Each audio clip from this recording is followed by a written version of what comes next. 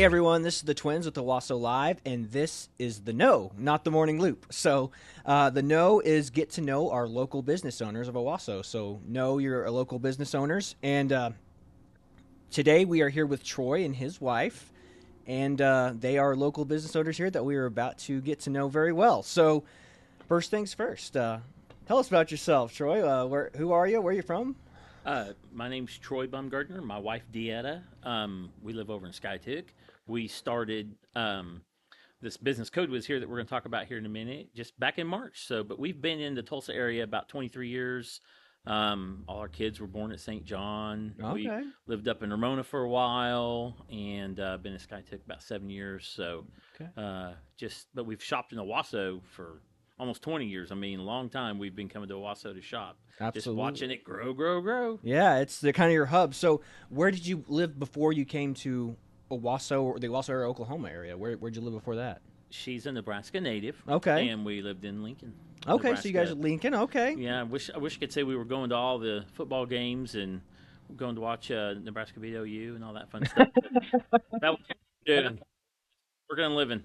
Yeah, no kidding. So Husker Nation moved down here. So what was the trigger? What pulled the trigger on the move down here? Like why Oklahoma? Why A job for a job? me. Okay. And it did not turn out to be my career job. I don't think the company's open anymore. But about 14 years ago, I got on with Williams downtown. So Williams is a great company and Absolutely. been a good job, a big blessing for our family. Trying to make that the long career and find other ways to make an impact. Okay. So, yeah.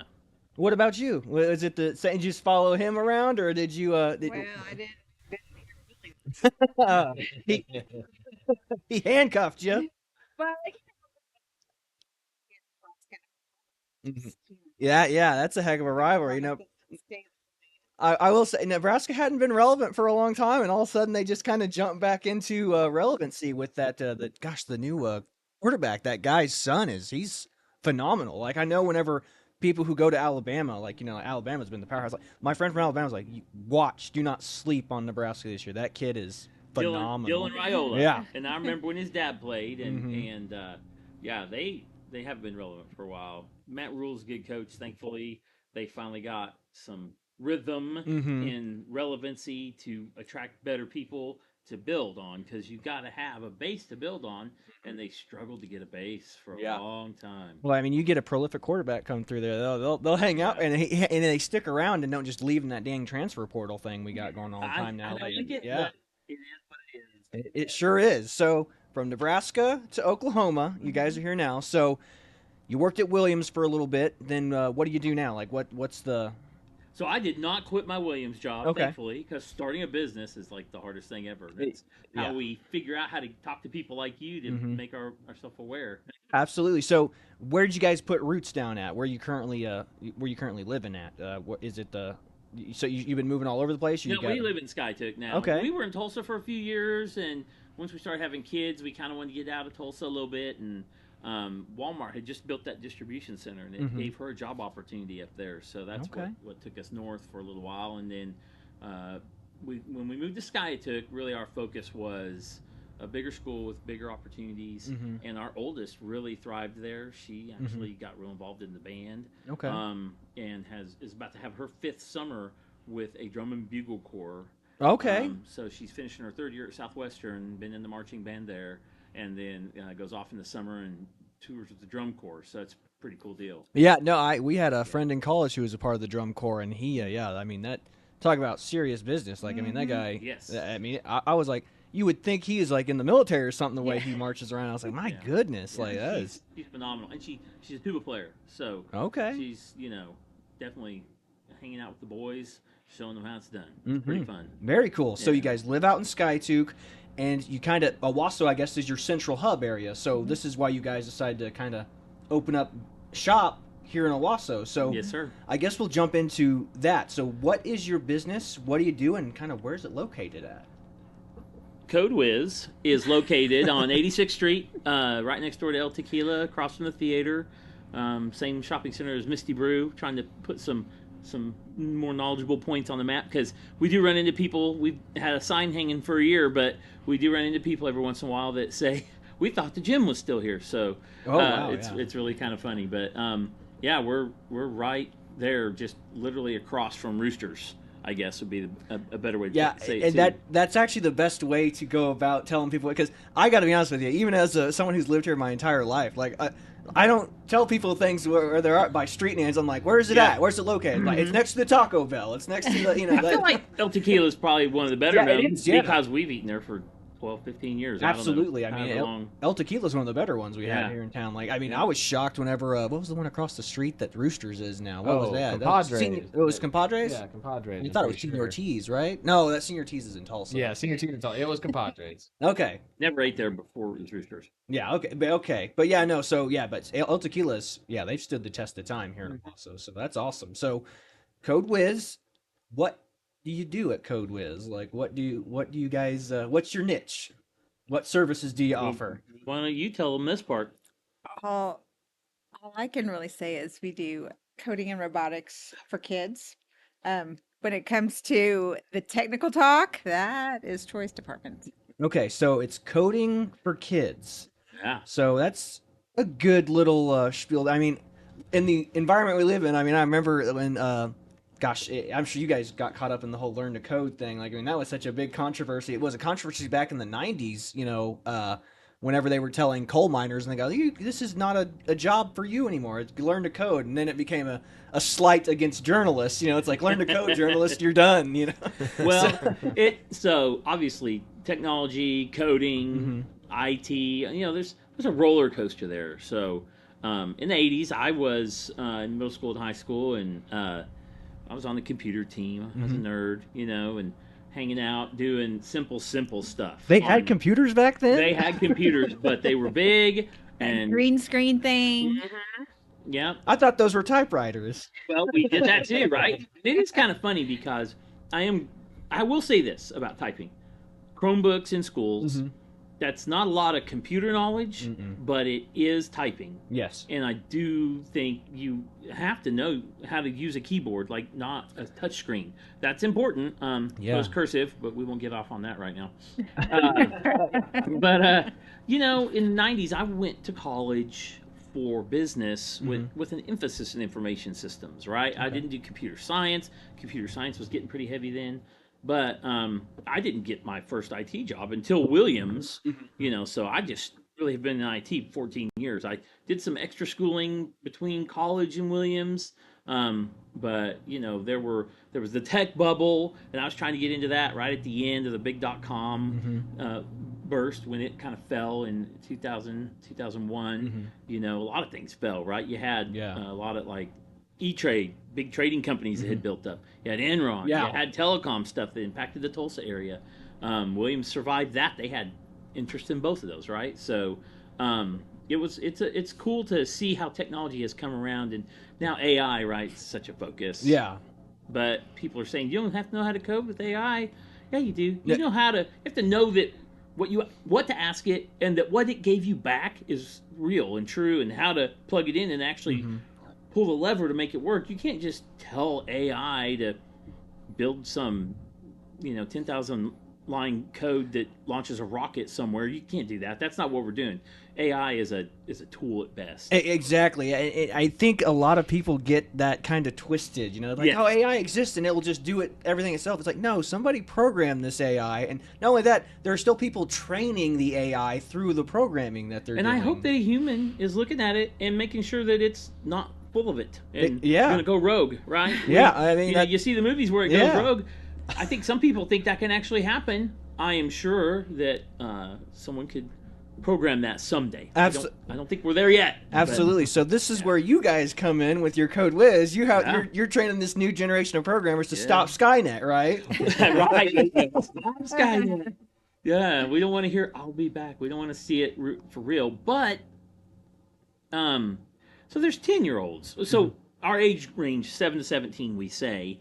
Is the cutest thing. We had a 7-year-old come enroll the week he turned 7. His mom held him, wait for 7, and I felt so bad because he was ready. He could have come sooner. But we got to give some kind of a guideline. And 17 is the cutoff. Older because 18, you got to be background checked and everything. We hope to hire some of our kids before they're 15. We want to produce a genius and put them to work. So, but the kids at 10 today are just learning a skill and getting used to looking at a computer, and not in a it's a fun way, but it's not the game only games. So it's but it's not a job. And that way, when it is a job, they'll already have knowledge and they'll have some passion for it. Yeah. And it won't be overwhelming, and it won't feel like a job. It won't feel heavy when they start doing it as a job. So, a guy with our home office always says, if they sit there and code for 6 straight hours, because we have camps that go during the day on breaks in summer. He's like, if you make them just sit there and code for 6 hours, that's a job. He goes, so get them up, give them a snack. We have foosball tables. They can play a little bit of games or whatever, and get breaks like you would in a job, right? So it's fun. It's cool because they feed off each other too. Yeah, it's cool to see the kids like, hey, I blew that up, and the kids like, no way, and they look at each other's screens and figure out what the other one's doing. Well, yeah, but it's also just, it seems like it's valuable because, if you can make it a fun environment for them and you teach them to do something that's going to be super useful for them in the future. Because, IT, some of my best friends are in IT. Some of my my fellow soldiers in the Guard, they are IT guys. And, we're talking guys, they live on single household incomes. Like, they support families of, 10 on just, it's just me by myself. Wife stays home with the kids. And my IT job supports the whole shabeel. We're not talking massive mansions, but we're talking a good house that can sit a family of 8 comfortably. So what you guys are doing is preparing these kids for a real future that an industry that's not going away anytime soon at all. So your age group is 10 to 17. What kind of programs and what kind of exercises or activities do they do? What does coding look like? What do you guys do with them? Well, she's our center director, and she arrives at between 3 and 4, opens the door, and at 4 the kids start pouring in, and we have 1-hour slots, and we teach the kids everything from Python, which we use a game-based platform and a true coding platform, and we let kids kind of go back and forth between both. You never know how they're going to learn the fastest and the best, or what they'll gravitate toward. We use Minecraft and Roblox as really the draw. That's the cool thing that people want to bring in. We use their tools, their studio. Lua is the base for Roblox, and then Minecraft has a thing called M Creator, and essentially they just start building things, and we start taking the tools away and forcing them to learn the code or the string that went with what they built, so that they can actually make quicker adjustments. Instead of clicking a plus sign 50 times to make something 50 times bigger, they can type that number in and see it instantly. And that's when it comes to life for them, right? Yeah. So, we can teach HTML and web programming things, and those also give you instant gratification when you change a color from yellow to purple and your screen completely changes or your text completely changes. So there are lots of instant gratifications that come in coding that make you want to keep doing it and do more. And the ones that we have today, I feel like they're really invested in digging in, and we have great families with great kids. They're fun to watch. Okay, very cool. So you're basically showing them the code in the Matrix. They're creating their own them the worlds. red pill. Yeah, very cool. So an average day for these. So what kind of things do the younger kids do, and what kind of things do the older kids do? Is it just does it ever get more advanced as they get older, or is it all kind of a flat level of what are the different levels of teaching you guys have? I guess it all becomes who's the beginner, but and how long you stay in the program or how long you stay in the Code Wiz. But I think that anybody who asks us, we would start by telling them that we use a Montessori approach. That's how Code Wiz was developed. Our founder and president, she had a vision that it wasn't rigid, that it was kind of project-based and kind of self-paced. And so really the only time that 2 people would come in and be at the same level is if they start a class the same day. And then after that, they're going to go different directions, because one kid's going to want to build a car, one kid's going to want to build a dinosaur. All of a sudden, your mechanics of everything changes. How you approach it changes. How you think about it. And our coaches do a really good job of bringing the problem solving out. Okay, so you wanted to do this. So what did you think the first step should be to doing that? What do you think your next step should be? So we don't do a lot of hands-on with our hands. We do a lot of coaching. I mean, that's why we call them coaches. And we have, 4 or 5 kids in a class size, and a coach that is, younger and more freshly schooled on it. And then the kids, of course, the small kids really gravitate toward the older kids or the young adults, and they love it. I mean, they're just cooler than we are. So. Yeah, I mean, of they course. I mean, they have I'm more just the hair. door- They have. I'm just the door Honestly. greeter. I mean, it is what it is. She's a great door greeter. Hey, we all got to start somewhere, right? She entertains the parents. Yes, I talk to the parents. And the kids, they love to give her a high five on the way to see the coach. So Yep. that we have had a very positive experience. We just don't have the numbers yet that we want. Gotcha. So I guess the best way to go about getting the growth is just going to be us here spreading the word about the whole deal.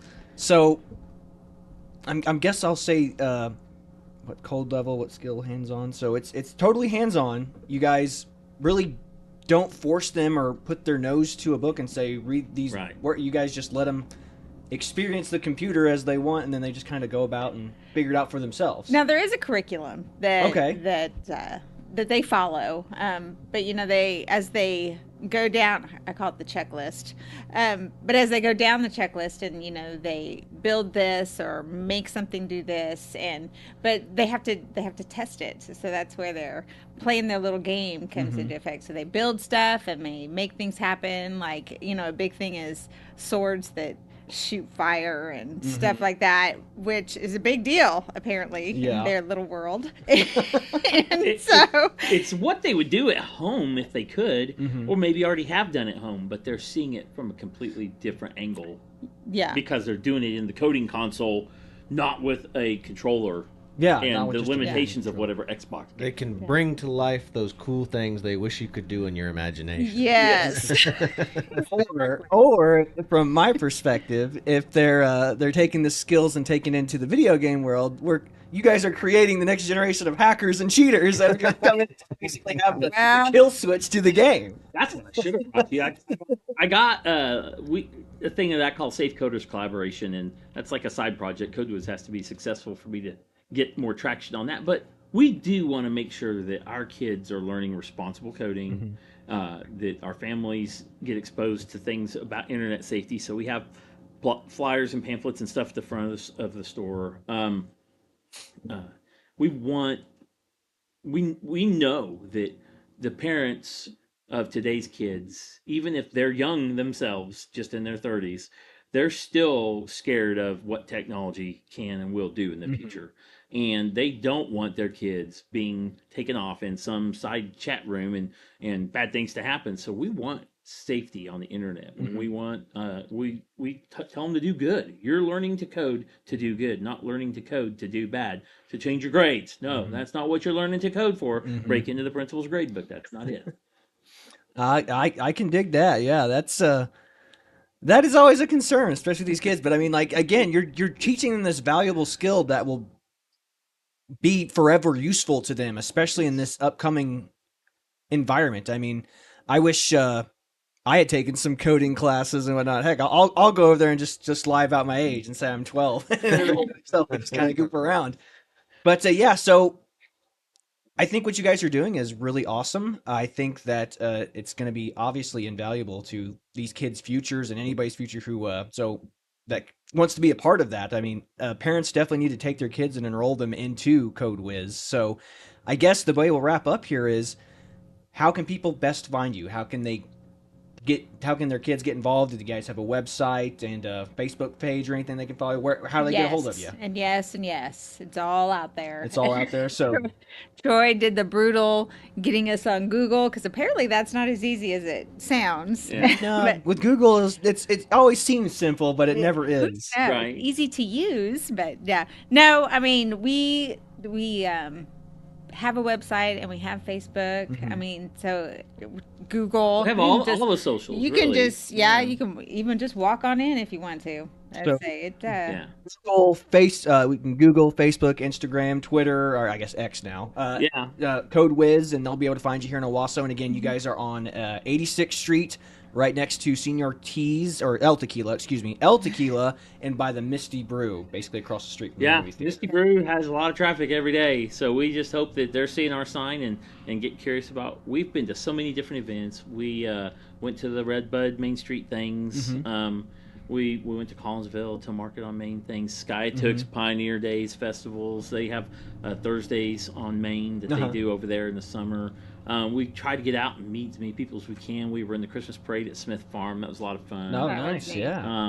And then what I would say in terms of like a commercial is we give away free trial classes. That's how we want to meet you. We want you to come in, try something, see if that's the right thing for you, see if you're ready, get the chance to visit with the parents and feel comfortable with because we are teaching kids. Yeah. And we want to provide a safe environment, and we want parents to feel like it's a safe environment. So there is no secrets. The easiest way you're going to fall in love with us is to come in and meet us and watch our coaches work, because our coaches They're are cool. amazing. And we've been fortunate, that really the first 3 or 4 that we hired are all still with us, and the ones that we've added since are phenomenal. We've hired 3 ladies that are real neat. To help us with our robotics and our summer break camps, 1 high school girl. So it's been fun. All right, fantastic. Well, be sure to check out Code Wiz. Like I said, remember they're right off 86th Street, right near the Misty Brew and by El Tequila. Check them out on social media and bring your kids. It's going to be a good time. So with that being said, this is the Twins with Owasso Live, and this was The NOO. We appreciate you guys coming on. Well, Thank you. Thanks for having Yeah. us. God bless you, everybody. We'll see you later.